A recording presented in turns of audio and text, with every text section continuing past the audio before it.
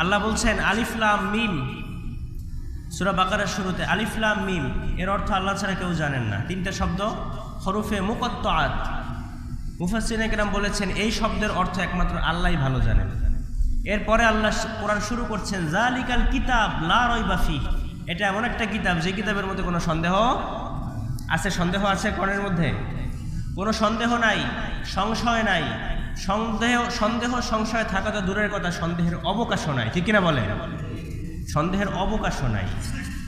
আল্লাহ শুরু করছেন, প্রথমে চ্যালেঞ্জ দিয়ে শুরু করছেন যে কোনো সন্দেহ নাই, যদি সামর্থ্য থাকে, যদি সক্ষমতা থাকে, তাহলে কোরআনের একটা ভুল ধরে দেখাও। যুগে যুগে আমরা ইতিহাস দেখেছি এই কোরআনের ভুল ধরতে বহু লোক, বহু অমুসলিম তারা কোরআনের ভুল ধরতে মাসের পর মাস, বছরের পর বছর তারা ব্যয় করেছে, কিন্তু কোরআনের একটা ভুলও বের করতে পারে নাই। পেরেছে? আর যদি পৃথিবীর সমস্ত কোরআনের কপিগুলো জ্বালিয়ে দেওয়া হয়, কোরআনের কপিগুলো যদি অস্তিত্ব পৃথিবীর জমিনে না থাকে, তারপরও কি কোরআন পৃথিবীতে থাকবে না? কথা বলেন না কেন? লক্ষ লক্ষ হাফিজে কোরআনের সিনার মধ্যে কোরআন আছে না নাই? আছে। কপি এটা তো জাস্ট একটা ফর্মালিটি। কোরআনের কপি না থাকুক, কিন্তু হাফেজে কোরআন পৃথিবী থেকে বিলীন হবে না, কারণ এই কোরআনের সংরক্ষণের দায়িত্ব স্বয়ং নিয়েছেন কে? রব্বুল আলামিন বলেন ইন্না নাহনু নাযালনা যিকরা ওয়া ইন্না লাহু লাহাফিজুন। আল্লাহ বলেন এই কোরআনটা আমি নাজিল করেছি এবং এর সংরক্ষণের দায়িত্ব আমি আল্লাহ নিজ হাতে নিয়েছি। সুবহানাল্লাহ। এজন্য আল্লাহ প্রথমে চ্যালেঞ্জ ছুড়ে দিলেন যালিকাল কিতাব লা রাইবা ফিহি, এটা এমন একটা কিতাবের মধ্যে কোনো সন্দেহ নাই। একটা বই যদি আগে পড়তে হয়, তাহলে বইয়ের লেখককে সবকিছু জাস্টিফাই করার দরকার আছে না নাই? বাজারে বই যখন আপনি কিনতে যাবেন, বই হাতে নিয়ে আপনি দেখবেন যে বইটার লেখককে, ঠিক কিনা বলেন? বইটা কে কে সম্পাদনা করেছে, কোন কোম্পানি এটাকে সংস্কার করেছে, কোন কোম্পানি এটাকে পাবলিশ করেছে, বইটার সবকিছু এভারেজ দেখতে কেমন, ভিতরে সবকিছু দেখে আপনি এরপরে বইটা কিনবেন। অন্তত না হইলেও ভূমিকাটা আপনি পড়বেন যে ভূমিকার মধ্যে লেখক কি লিখেছে, ঠিক কিনা বলেন? তো ভূমিকা আপনি পড়বেন। কোরআনের সর্বপ্রথম আল্লাহ এই কোরআনের মধ্যে কি আছে শুরু করার আগে আল্লাহ আমাকে কনভিন্স করছেন। আল্লাহ বলছেন যে কোরআন তো পড়বে, কোরআন তো শুরু করবে, আগে হাতে নাও, হাতে নিয়ে পৃষ্ঠা উল্টাও, পৃষ্ঠা উল্টিয়ে দেখো যালিকাল কিতাব লা রাইবা ফিহি, এটা এমন একটা কিতাবের মধ্যে কোনো সন্দেহ নাই। অতএব যখন তুমি কোরআন পড়বে, নিঃসন্দেহে, নিশ্চিন্তে, নির্বিঘ্নে তুমি কোরআনটা অধ্যয়ন করতে পারো। বলেন সুবহানাল্লাহ। প্রথমে আল্লাহ বলছেন, এরপরে দেখেন, প্রথমে আমাদেরকে কনভিন্স করলেন, এরপরে আল্লাহ শুরু করলেন হুদাল্লিল মুত্তাকিন। হুদাল্লিল মুত্তাকিন, এই কোরআনটাকে আমি নাজিল করেছি মুত্তাকিনদের হেদায়েতের জন্য। আজকে আমাদের আলোচ্য বিষয় হচ্ছে মুত্তাকি কারা। আলোচ্য বিষয় কি সবাই বলেন?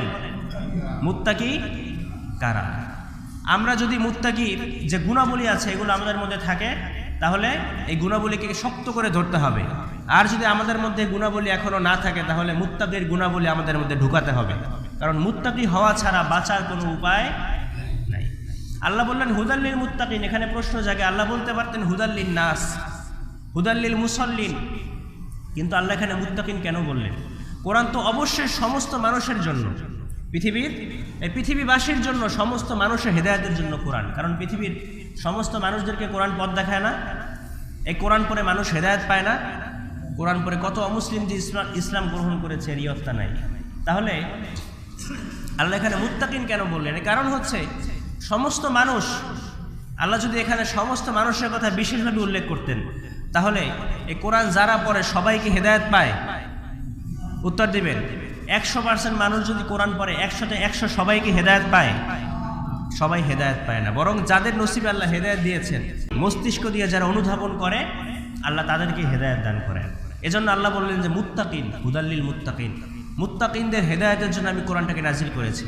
এর মানে এই না যে মুত্তাকি ছাড়া কেউ হেদায়েত পাবে না, সবাই পাবে, যার নসিবে আছে সেই পাবে। কিন্তু মুত্তাকিন যারা, তারা অবশ্যই হেদায়েত পাবে। ঠিক কিনা বলেন?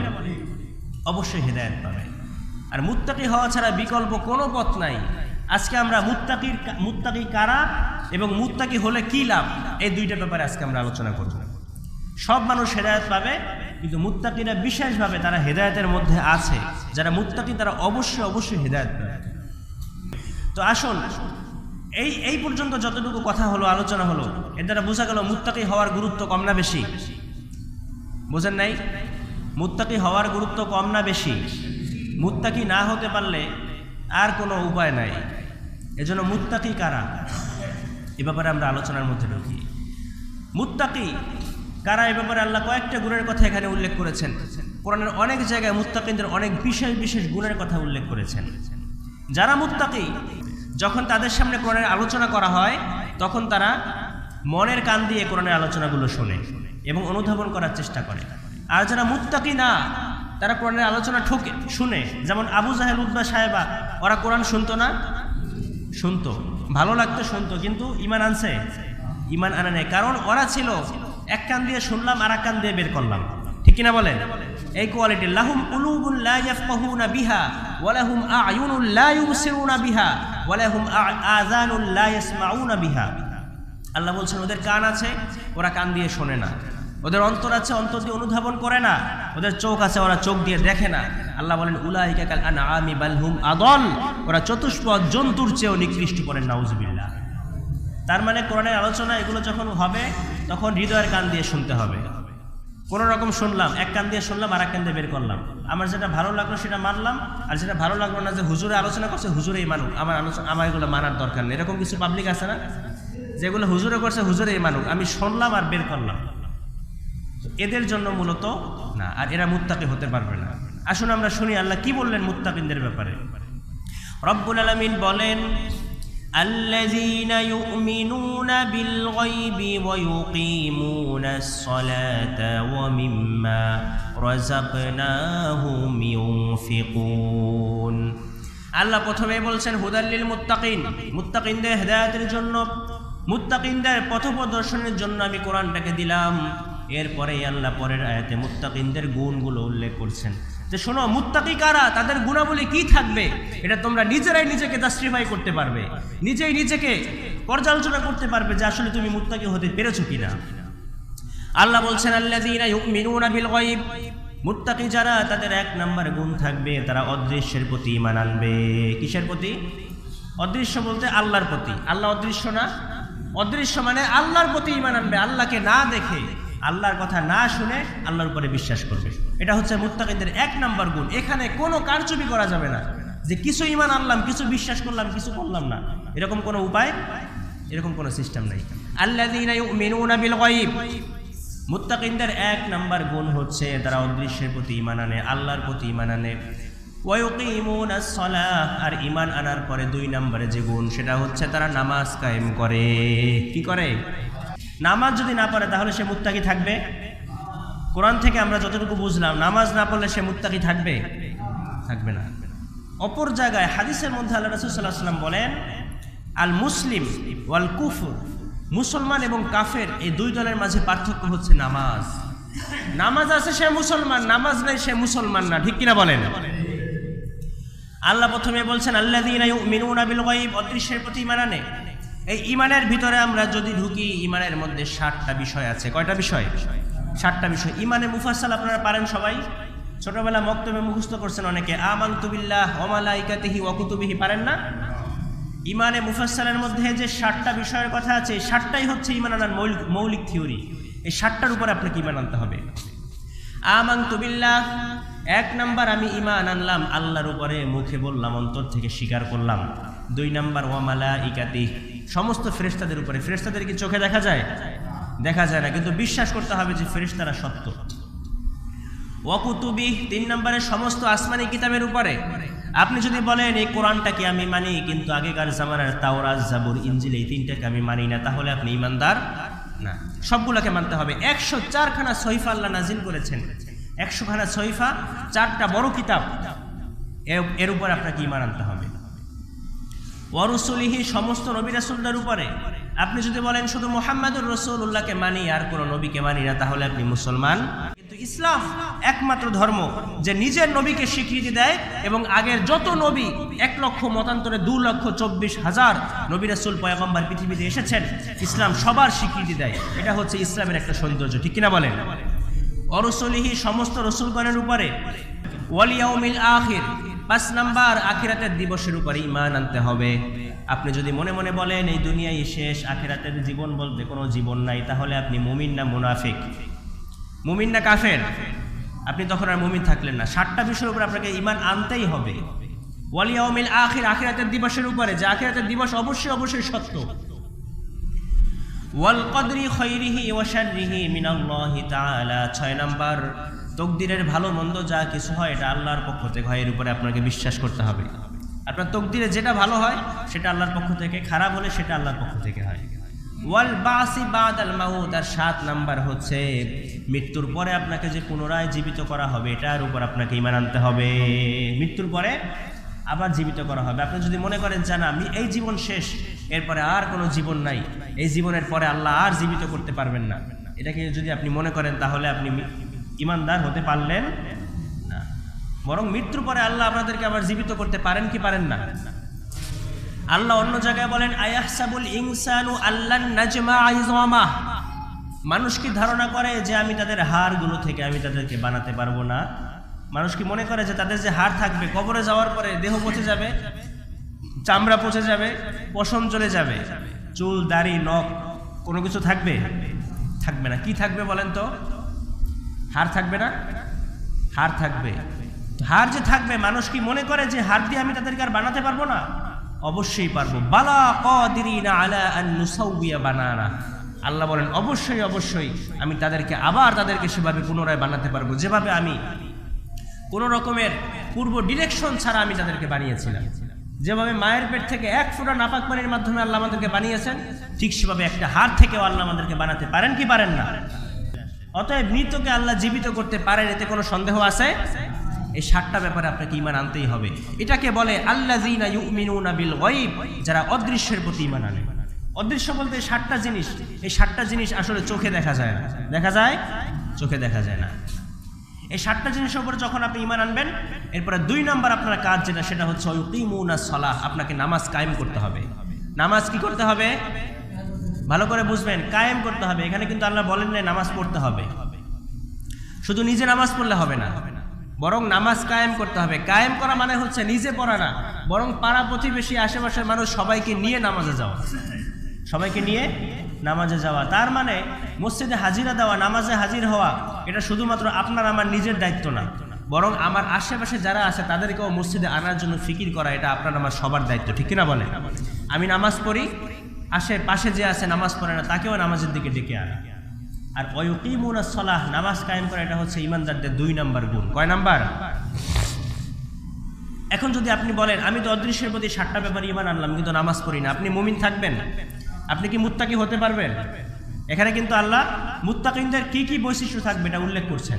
প্রথমে ঈমান আনা, 2 নম্বরে ওয়ায়ুকিমুনাস সালাহ, তারা নামাজ কায়েম করবে। 3 নাম্বার রব্বুল আলামিন বলেন ওয়া মিম্মা রাযাকনাহুম ইউনফিকুন, আর আমি তাকে যে রিজিক দান করেছি সেই রিজিক থেকে, আমার দেওয়া রিজিক থেকে তারা, আমি আল্লাহর রাস্তায় তারা খরচ করে। সুবহানাল্লাহ পড়ে। আল্লাহর রাস্তায় খরচ করে মানে আল্লাহর রাস্তায় কি করে? দান করে। দেখছেন, দান করাটা চারটিখানি কোনো ব্যাপার নয় যে আপনি মন চাইলেও দান করলেন, মন চাইলেও না করলেন না, এমন না, বরং আপনাকে দান করতে হবে। এটা হচ্ছে মুত্তাকিনদের বিশেষ একটা গুণ। মুত্তাকিন যে 3টা গুণের কথা আল্লাহ বলেছেন, এর মধ্যে 1 নম্বর ঈমান আনা, 2 নম্বর নামাজ কায়েম করা, 3 নম্বরে কি করা? দান করা। তার মানে দান করাটা এটা ঐচ্ছিক না, যে ইচ্ছা হলো আপনি করলেন, না করলে কোনো সমস্যা নেই, বিষয়টা এমন না। বরং আল্লাহ রাসূল সাল্লাল্লাহু আলাইহি ওয়াসাল্লাম বললেন যে যদি তোমার কম থাকে তাহলে কম দাও, বেশি থাকলে বেশি দাও, কিন্তু দাও। আল্লাহ অপর আয়াতে মুত্তাকিনদের গুণ বর্ণনা করতে গিয়ে বলেন আল্লাযীনা ইউনফিকুনা ফিস সাররাই ওয়াদ দাররাই ওয়াল কাযিমিনাল গায়যা ওয়াল আফিনা আনিন নাস। আল্লাহ মুত্তাকিনদের গুণ বর্ণনা করতে গিয়ে বলেন আল্লাযীনা ইউনফিকুনা ফিস সাররাই ওয়াদ দাররা, যারা আমার মুত্তাকি বান্দা তাদের বিশেষ গুণ হচ্ছে তারা সচ্ছল অসচ্ছল উভয় অবস্থায় তারা আমি আল্লাহর রাস্তায় দান করে পড়েন। সুবহানাল্লাহ। যখন তাদের কাছে টাকা বেশি থাকে তখন তারা বেশি দান করে, যখন তাদের কাছে কম থাকে কিন্তু কম দান করে, কিন্তু দান করে। কি করে? দানের ধারাবাহিকতা কখনো তারা বন্ধ করে না। মদিনার মধ্যে সবচেয়ে গরিব সাহাবীর নাম ছিল বেলাল রাদিয়াল্লাহু তাআলা আনহু। নাম শুনছেন আপনারা? মসজিদে নববীর মুয়াজ্জিন ছিলেন বেলাল রাদিয়াল্লাহু তাআলা আনহু। এত গরিব ছিলেন, নিজের লজ্জাস্থান ঢাকার মতো একটা কাপড় তার ছিল না। সেই বেলালকে ডেকে মসজিদে নববীর মধ্যে বিশ্বনবী ডেকে বললেন, আনফিক ইয়া বেলাল, ও বেলাল তুমিও আল্লাহর রাস্তায় দান করো, কারণ তোমার ধনভাণ্ডারের কমতি থাকতে পারে, কিন্তু যার রাস্তায় দান করবে তার ধনভাণ্ডারের কোনো কমতি নাই। সুবহানাল্লাহ বলে। বেলাল, তোমার ধন সম্পদ না থাকতে পারে, কিন্তু যার রাস্তায় তুমি দান করবে তার ধন সম্পদের কমতি নেই, কারণ দান করলেই তার সম্পদ বাড়িয়ে দেন কে? আর এটা মুত্তাকিনদের 3 নাম্বার গুণ। এরপরে আল্লাহ বলেন, والذين يؤمنون بما أنزل إليك وما أنزل من قبلك وبالآخرة هم يوقنون। 4 এবং 5 নম্বর গুণের কথা উল্লেখ করতে গিয়ে আল্লাহ বলছেন, ওয়াল্লাযীনা ইউমিনুনা বিমা উনজিলা ইলাইক, নবী আপনার উপর আমি যেটা দিলাম, এই যে কোরআনটাকে দিলাম, এই কোরআনের উপরে তারা বিশ্বাস করে। এবং বিমা উনজিলা মিন ক্বাবলিক, এবং আপনার আগে যতগুলো কিতাব আমি দিয়েছি এগুলোর উপরেও তারা বিশ্বাস করে। যেটা বললাম যে 104খানা কিতাব, এগুলোর উপরে সবগুলোর প্রতি বিশ্বাস করতে হবে। অবিল আখিরাতি হুম ইউকিনুন, এবং আখিরাত দিবসের উপরে বিশ্বাস করতে হবে। এই 5টা জিনিসের সমষ্টি হচ্ছে মুত্তাকি। এই 5টা জিনিস যার মধ্যে পাওয়া যাবে সে মুত্তাকি। কয়টা জিনিস সবাই বলেন? আমরা কি সবাই মুত্তাকি হতে চাই না? সবাই চাই। মুত্তাকি না হলে বাঁচার কোনো উপায় আছে? উপায় নাই। তাহলে মুত্তাকি হতে হলে 5টা গুণ থাকতে হবে। এবার নিজের সাথে নিজে মিলাবেন যে গুণ আছে কিনা। যদি থাকে তো ভালো, আলহামদুলিল্লাহ, এটাকে ধরে রাখতে হবে। না থাকলে অর্জন করতে হবে। থাকলে কি করতে হবে? ধরে রাখতে হবে। না থাকলে অর্জন করতে হবে। 1 নাম্বার অদৃশ্যের প্রতি ঈমান আনে। 1 নাম্বার কি? 2 নাম্বার নামাজ কায়েম করতে হবে। কি করতে হবে? নামাজ কায়েম করতে হবে। 3 নাম্বার দান করতে হবে। কি করতে হবে? আপনার কাছে 10 টাকা আছে, আপনি 50 পয়সা দান করেন। উদাহরণ, আপনার কাছে 100 টাকা আছে, আপনি 1 টাকা দান করেন। 100 টাকা থেকে 1 টাকা দান করতে গিয়ে অনেক কষ্ট হবে। 1000 টাকা আছে, 10 টাকা দান করেন, পারা যাবে না ইনশাআল্লাহ? 3 নাম্বার। 4 নাম্বার সব কিতাব সমূহের উপর ঈমান আনতে হবে। আর 5 নাম্বার আখিরাতের দিবসের উপর ঈমান আনতে হবে। এই 5টা জিনিস যদি আপনার মধ্যে থাকে তাহলে আপনি মুত্তাকি। তাহলে মুত্তাকি। এবার মুত্তাকি হলে লাভ কি জানা দরকার আছে না নাই? মুত্তাকিদের জন্য আল্লাহ কি সুসংবাদ দিলেন, এগুলো যদি না জানি তাহলে মুত্তাকি হয়ে বা লাভ কি হলো? কোরআনের মধ্যে ভুরি ভুরি জায়গায় আল্লাহ মুত্তাকিনদের গুণের কথা উল্লেখ করেছেন। আসুন আমরা শুনি আল্লাহ কি বললেন। রব্বুল আলামিন সর্বপ্রথম বলেন, উলাইকা আলা হুদাম মির রাব্বিহিম ওয়া উলাইকা হুমুল মুফলিহুন। মুত্তাকিনদের জন্য যে সুসংবাদ আল্লাহ দিয়েছেন এটা উল্লেখ করতে গিয়ে সর্বপ্রথম বললেন, উলাইকা আলা হুদাম মির রাব্বিহিম, যারা মুত্তাকি হবে অবশ্যই অবশ্যই তারা আল্লাহর পক্ষ থেকে স্পেশালভাবে পথপ্রদর্শিত, স্পেশালভাবে হেদায়েত প্রাপ্ত। তারা হেদায়েত পাওয়ার জন্য মানুষ কত কিছু করে। আল্লাহ রাসূল বলেন, প্রত্যেকটা নামাজে সারা দিন সারা সময় তুমি আল্লাহর কাছে হেদায়েত চাও। আল্লাহকে বলো, আল্লাহ তুমি আমাকে হেদায়েত দান করো। আল্লাহ রাসূল আজীবন বলেছেন হেদায়েত দান করো, হেদায়েত দান করো। নিজে দোয়া করেছেন, আল্লাহুম্মা হদিনাস সিরাতাল মুস্তাকিম। 5 ওয়াক্ত নামাজ আমরা যখন পড়ি তখন আমরা হেদায়েতের জন্য দোয়া চাই কি চাই না? ইহদিনাস সিরাতাল মুস্তাকিম, আল্লাহ তুমি আমাকে হেদায়েত দাও, সরল পথ দেখাও। 5 ওয়াক্ত নামাজের মধ্যে প্রতিটা রাকাতে আমরা সূরা ফাতিহা পড়ি, এর মধ্যে এটা আছে না? তার মানে হেদায়েত পাওয়াটা বিশেষ একটা মর্যাদা সম্পন্ন একটা বিষয়। যারা মুত্তাকি আল্লাহ তাদের ব্যাপারে বললেন, উলাইকা আলা হুদাম মির রাব্বিহিম, যারা মুত্তাকিদের এই গুণগুলো অর্জন করতে পারবে অবশ্যই অবশ্যই তারা হেদায়েত প্রাপ্ত। সুবহানাল্লাহ। ওয়া উলাইকা হুমুল মুফলিহুন, আল্লাহ বলছেন এবং তারা সফল কাম করেন। সুবহানাল্লাহ, তারা সফল হয়ে গিয়েছে। অন্য জায়গায় রব্বুল আলামিন বলেন, ইন্নাল্লাহা ইউহিব্বুল মুত্তাকিন, আল্লাহ বলেন ও ঈমানদাররা শোনো, যারা মুত্তাকি তাদেরকে আমি আল্লাহ অনেক বেশি ভালোবাসি। সুবহানাল্লাহ, অনেক বেশি ভালোবাসি।